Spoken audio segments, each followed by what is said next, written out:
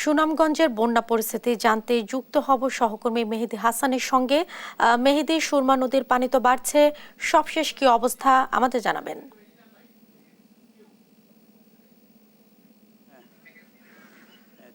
আপনি যেমনটি বলছিলেন যে সুনামগঞ্জে পাহাড়ি ঢল এবং বৃষ্টিপাত কিন্তু এখন পর্যন্ত অব্যাহত আছে এবং আপনি দেখতে পাচ্ছেন আমি এই মুহূর্তে আছি সুনামগঞ্জের সদর উপজেলার ইসলামপুর এলাকায়। সেই এলাকাটি দেখার হাওরের পারে এবং আপনি দেখতে পাচ্ছেন বাম দিকে দেখার হাওর আছে।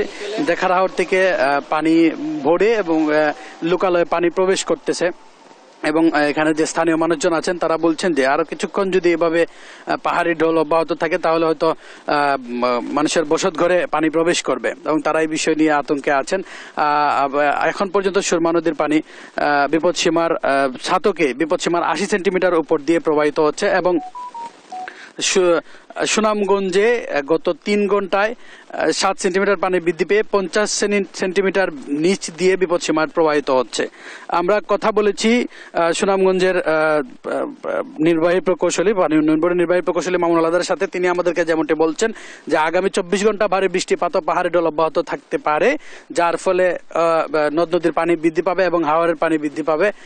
ছোট ধরনের এটা বন্যা আশঙ্কা সৃষ্টি হতে পারে। আমরা কথা বলেছি জেলা প্রশাসক দিদার আলম মোহাম্মদ মাকসুদ চৌধুরীর সাথে।